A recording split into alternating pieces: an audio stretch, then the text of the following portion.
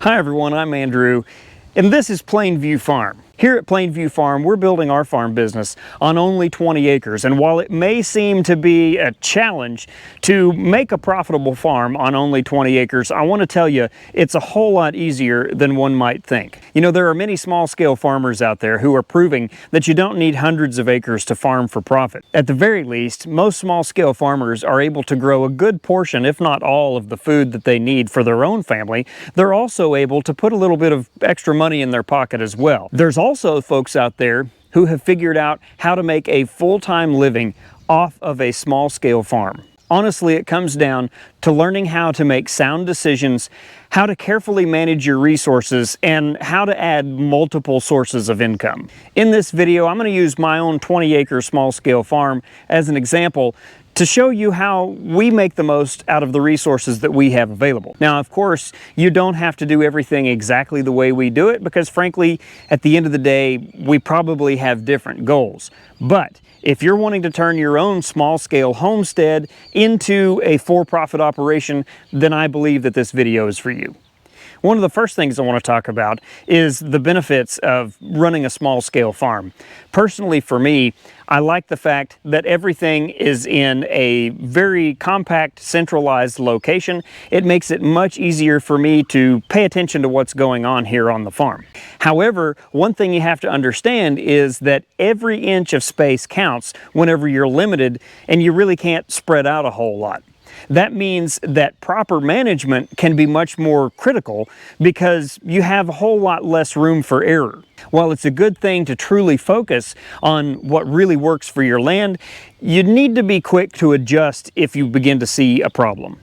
Now, one of my favorite things about running a small-scale farm is that managing livestock on small acreage means somewhat less stress and much lower expenses. Also, if you're like me, you're likely to have a much greater knowledge of the health and condition of each animal that you have simply because there are fewer animals to keep track of. Now, better health and overall condition means higher productivity.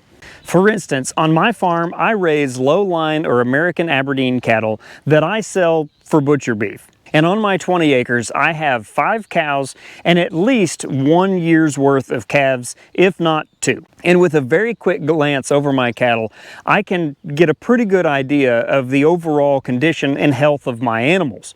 I can figure out pretty quickly if one is acting a little bit off or maybe appears to be lacking in something somewhere. Now, in a large herd, a minor change in an animal's behavior or condition may not be as quickly noticed as it is in a herd the size of mine. Now, the same is also true for my goats, for my pigs, for my donkeys, and for my chickens as well. The truth of the matter is, I know these animals and I know what's considered normal for them on a day-to-day basis. Now, as I mentioned, if you're dealing with a much larger herd, it's going to take more time, more effort, more energy, all of those things in order to keep a good close eye on your animals. Now, picking up on something that I just mentioned, small-scale farms can also allow for greater diversity of farm enterprises. You know, on a larger farm, chances are labor is quickly going to run short whenever you're dealing with multiple enterprises all on the same property. Fewer people can honestly manage more, such as pigs, chickens, sheep, cattle, goats, whatever, whenever you're dealing with smaller acreage. For instance, as I just said, I have cows, goats, pigs, some donkeys, as well as chickens here on my farm. And all of the chores on our small-scale farm are easily handled by myself, my wife, and our 4 small children.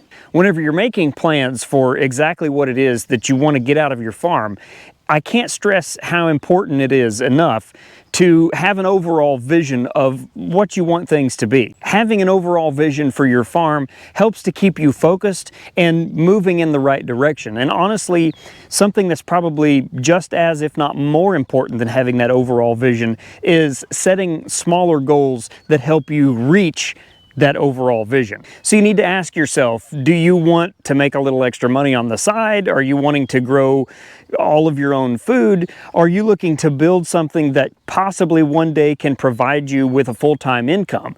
Well, if you answer those questions, Setting clear goals helps you know what you need to do, what steps you need to take in order to get there. It really comes down to forcing yourself to set priorities. And whenever you're making those plans, you honestly need to consider how much time you want to spend farming, what kind of lifestyle it is that you're aiming for. If it's something that you plan to use, again, maybe as a side hustle to help you earn a little bit extra money, well, chances are your lifestyle is going to be much different than if you're trying to build something that can provide you with a full-time income. And the same is true if you're wanting to just grow all of your own food. It is very, very important to be able to balance your expectations with your plans. As I said before, whenever you're running a small-scale farm, it's important to be able to stack multiple enterprises if you really want to grow your profitability. Right now, I would consider pastured pork to be my centerpiece enterprise. Eventually, the cattle will replace that with beef, but for now, pastured pork is what I'm using to kind of bring the farm along. Whenever I was making plans for my farm, it was very important for me to be able to raise pigs outside in a more traditional sense and a more natural sense than you'll find in many large hog operations today. And that decision made me to look at hog breeds that would thrive in this type of environment. Many pastured pork operations prefer to raise breeds that do well in that type of environment, such as, in my case, large black, red wattle, Mangalitsa, mulefoot, those types of pigs. Honestly, you might be amazed at how well those animals will do whenever they're able to forage for some of their own food to help supplement their diet. Now, personally, it's been my experience that pastured pigs require less maintenance and are much more efficient on pasture than some of the experts might suggest. Pigs are very, very smart animals that usually know more about what they need than we do. And honestly, to keep them happy, I just try to provide them with some shade, a place that they can cool off, and a little bit of room to roam. Pigs don't need a great deal of land in order for them to be happy. You can raise several pigs on only an acre or two of ground. I've heard some people mention as many as 30 to 40 pigs per acre, but honestly, my stocking rate is probably about half of that. With just a little bit of training to electric fence, you can keep the pigs moving. And that's one of the things that is very important on a small scale farm, is you need to keep your animals moving so that you don't end up with too large of a parasite load in one place. And again, that's true for all animals, not just pigs. Now, there's a lot of people out there who are honestly surprised to find out that pastured pigs smell very little, if at all, like the hogs maybe that they are used to smelling or thinking about in their mind. And that is because the land is able to quickly utilize whatever it is that the animals leave behind. And as I mentioned before, those frequent moves disrupt the life cycle of any pathogens that might cause health problems for the animals. Now, whenever it comes to managing cattle on small acreage, some people might be interested in smaller cattle breeds, such as low lines or American Aberdeens like I have, maybe Dexters, miniature Herefords, South Pole, or any number of smaller framed animals. Those smaller animals, they eat less and they require less space, which is one of the reasons that I chose to go the direction that I did. Now, if maybe you don't have a market for those animals where you are, you may want to go with a more traditional sized animal. My low lines are about 2/3 the size of a traditional sized cow. If I were to try to take my calves to the local sale barn, chances are I'm going to get hammered because they're somewhat of an oddity. The conventional market really doesn't have a great deal of use for them. And that's why, as I said before, I raise my cattle to sell for butcher beef. Of the 20 acres that my farm occupies, about 18 of that is in pasture. And on my farm, I use electric fence in order to divide up my pasture into smaller paddocks that allow for easier management of the grazing of my cattle. And while there's many types of fence out there that you can use to subdivide your pastures or paddocks, for me, at least, I've discovered that electric fencing is by far the cheapest and most effective way to get the job done.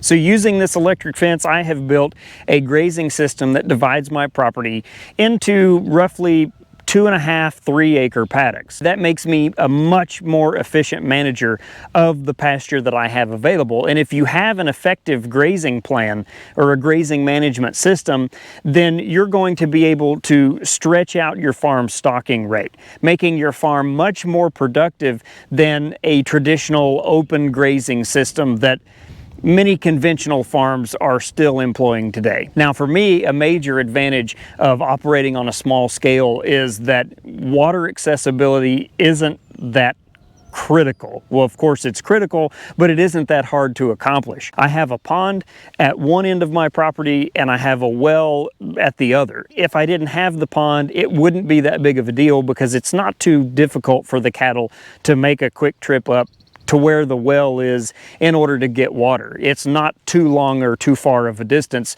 to make a big impact on their grazing efficiency. Now, if you had a farm that was a couple hundred acres at least, and you didn't have a whole lot of ponds available, chances are you'd have to bury water lines in order to put watering systems in if you wanted to do a very extensive grazing system using electric fence or any other type of fence at all. And while you can jump through a few hoops to get the government to help you pay for something like that, personally for me, it's not something I'm interested in. But that's honestly a whole other topic altogether. As I was saying, for my cattle, it really is only a short walk from whatever paddock they're in to get water. And that is an incredible benefit, as I was saying before, of operating on small acreage. Now, as I mentioned earlier, and you probably saw behind me earlier as well, I also raise goats. And goats are an incredible tool for controlling weeds and brush on your property. They love eating the woody plants and the things that the cows really aren't interested in. And that's why they make sense for me on my farm. My pastures, in many spots anyway, have a lot of weeds in them, have a lot of brushy type plants. I have a lot of Cerisa lespedeza on my property, and the goats love all of those things. So since the goats eat those plants and the cows generally focus on the grass, they're not competing for the same food source, which means that they can occupy the same plot of land and still be producing a profitable product. As I mentioned before, this is that stacking of enterprises that really counts whenever you're trying to be profitable on a small scale. So I also want to mention here how sheep can also be effective in this type of system.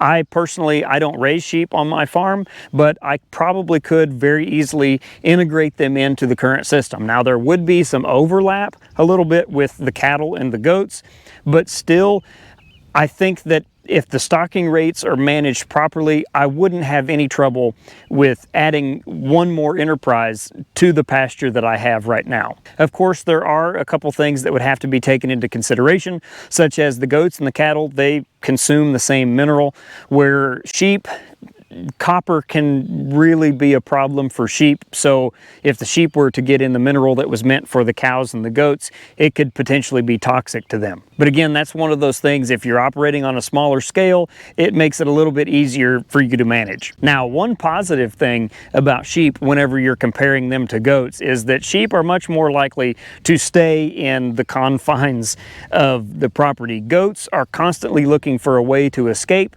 so perimeter fences are very, very important if you're planning to raise goats. Honestly, my interior fences, the goats, they just step right through these two wires and really don't seem to be bothered by them at all. So sheep might stay in these fences, at least, you know, the adult sheep. Lambs would probably, you know, go wherever they wanted to, just like the goats do. But sheep are a little bit more likely to stay where you put them, so long as you have adequate fencing. Now, whenever it comes to small scale farming, chickens are probably going to be your best friend. Honestly, for me, the greatest thing about having chickens is not that they produce eggs or produce meat even, but that they help control pests. Right now, we've got our chickens locked up because we've had some storms and some predator issues lately. But generally speaking, our chickens are running around. They go through the yard, they go through the garden, they go through the pastures that they can reach, and they will clean up bugs, they will clean up ticks, they'll clean up anything that they can get a hold of, honestly, that they want to eat. Now, like I said, even if the chickens weren't laying eggs, I'd still like having them around, but truth be told, eggs are actually our most profitable enterprise on the farm. We really don't have an issue at all whenever it comes to selling our eggs at the farmer's market and to neighbors. Our real problem is actually having enough to sell. So in order to keep this video from being way too long, I'm going to stop this right here and call it part 1. I do want to mention that we have a companion blog posted on our website, plainview.farm, and I will include a link in the description below. If you want to go over and check that out, both parts have already been posted there. Otherwise, I would encourage you to please check back whenever we post part 2. As always, I appreciate you watching. We'll see you next time.